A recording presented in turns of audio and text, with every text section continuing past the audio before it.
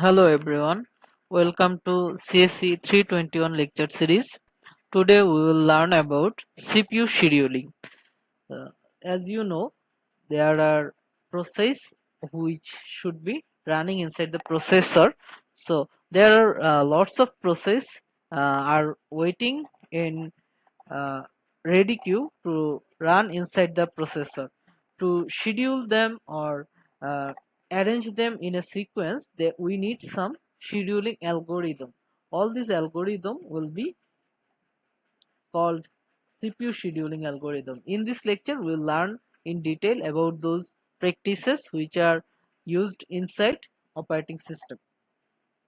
So the basic idea of this lecture is first we will discuss some basic concepts about the scheduling and scheduling practices. Then we'll discuss some scheduling criteria on which basis we define the scheduling algorithms. Then we'll learn some scheduling algorithm.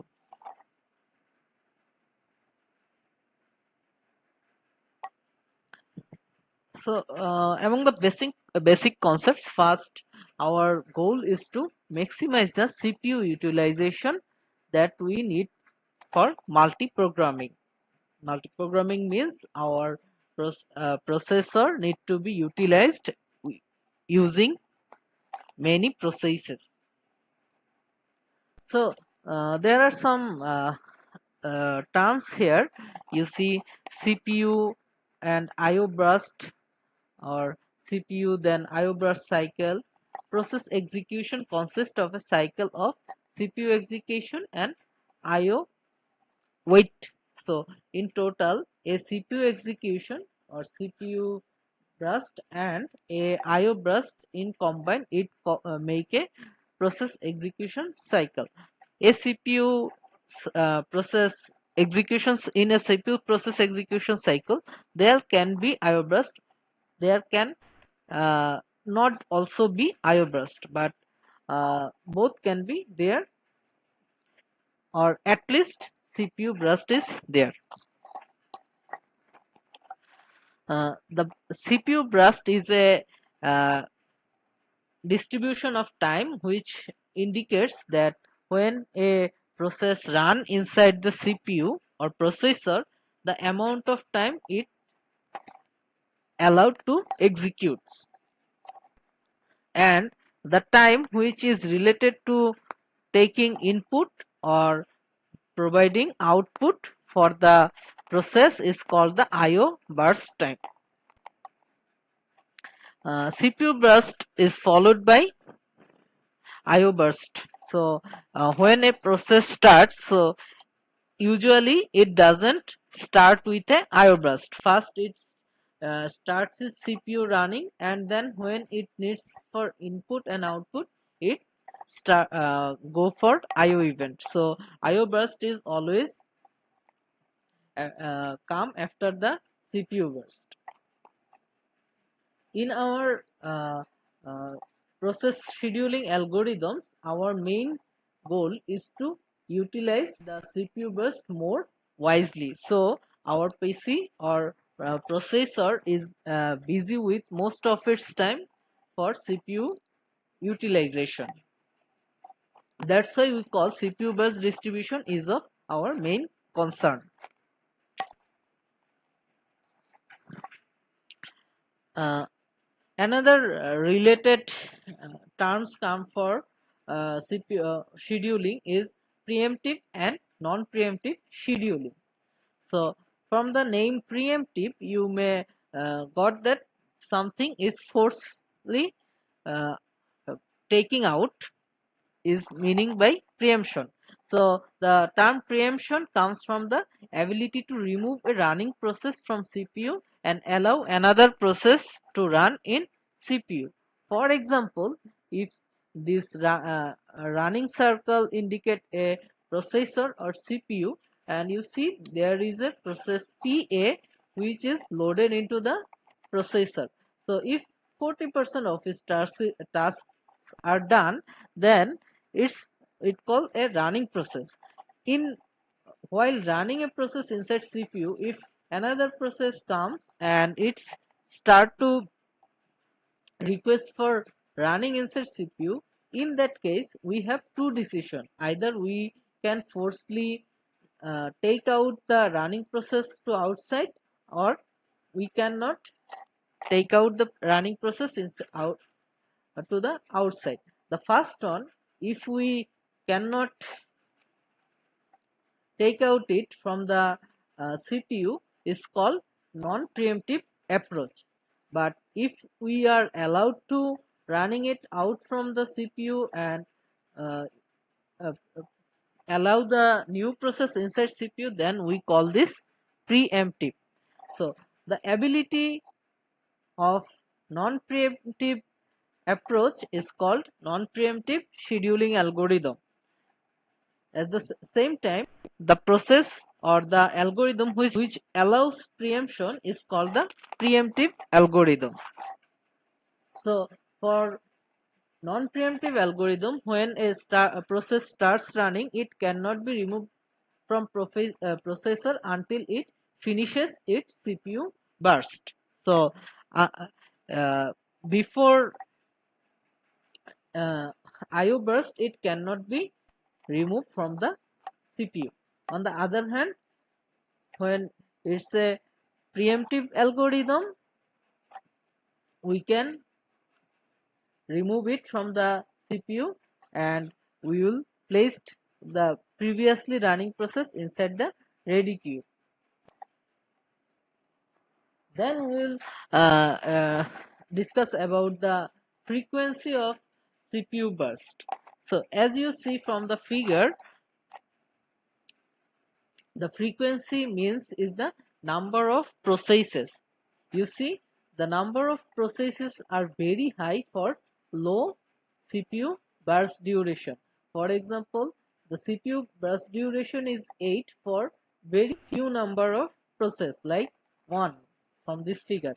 On the other hand, the CPU burst time is like 1 for most of the processes. Like here 1 indicates for almost 150 processes. So in any snapshot of time for operating system, you can find most of the process with having CPU burst time less than 5 seconds. So the higher burst time is for very few number of processes.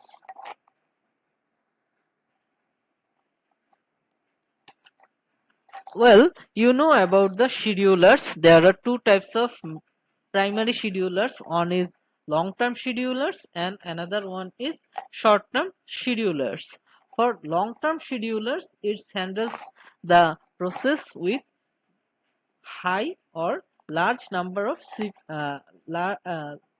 large number of CPU burst time. But short-term scheduler handles the process with lower CPU burst time. For short-term schedulers, it need to select a process from the ready queue to allocate it inside the processor to run. So there can be many processes inside the ready queue, and from that ready queue we need to allocate only one at a time to the processor. This ready queue may be ordered in many ways based on the requirement or the priority or many other criteria. We'll learn about those criteria in our scheduling algorithms. But this queue is ready queue is the container of all the process which are able to run inside processor.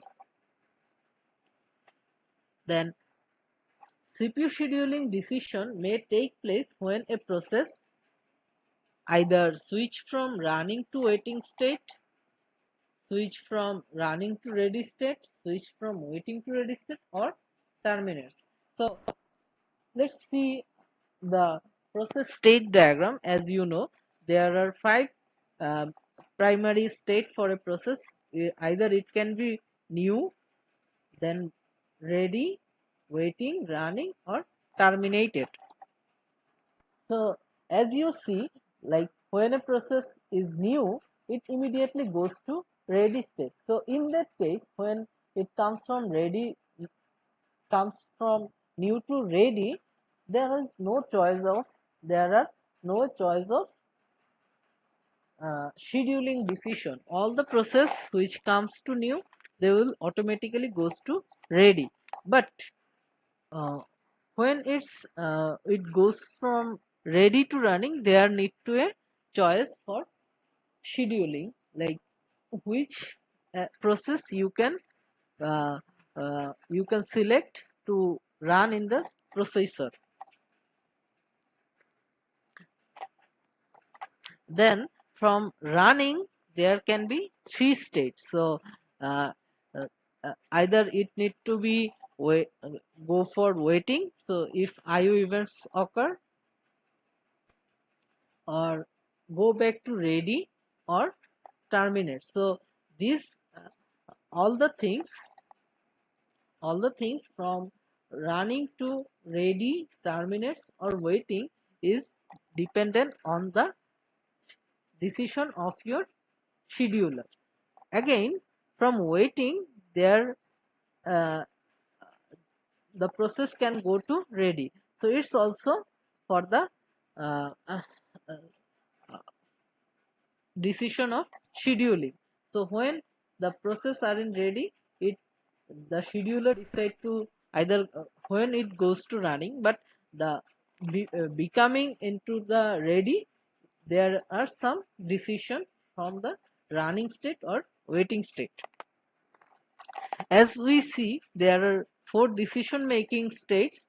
So we say scheduler under 1 and 4 is non-preemptive. So when it goes from running to waiting state or running to terminate state, there is no uh, preemption possible, because they are not ready, or they will not be able to run as they terminates or they needs input or output. But when it needs to go for running to ready or waiting to ready, then we need to decide when it will be able run again. So in that case, the preemption can be occur. So because when it goes to ready state, then he will decide the currently running state, will it be continue or will it go to another state, and be able to uh, place the ready states process inside the running state. Then another basic concept regarding the dispatcher. You may already know about the dispatcher from the process concepts. We'll shortly define it again. Dispatcher modules gives control of the CPU to the process selected by the scheduler. It involves switching context, switching to user mode, jumping to the proper location in the user program to restart the program. So dispatcher actually uh, uh, do the jobs for starting a process, or a process starts its execution inside the CPU. So for starting its execution in the CPU, there can be many associated tasks. First one, the switching the context. You know about the context switching. It means the how a currently running process go back to ready queue with saving all of its states, and start uh, uh, and start new process to execute inside the processor with reloading its PCB block and other information, and start running. Then switching to user mode. So the process is in user mode, and it will start executing the processes based on kernel mode. So this sort of things also handled by dispatcher, and jumping to the proper location in the user program to restart the program. So you know the PCB in PCB block, there is a program counter which actually indicates the current location of next instruction. So that is also handled by dispatcher. But as there is a dispatcher and it's doing some of the work and related jobs, so there are some time related to dispatcher. This time is actually not like visible work. So we call this dispatcher latency. So from one process to another process, the in the switch of one process to another process, this time is called the dispatch latency.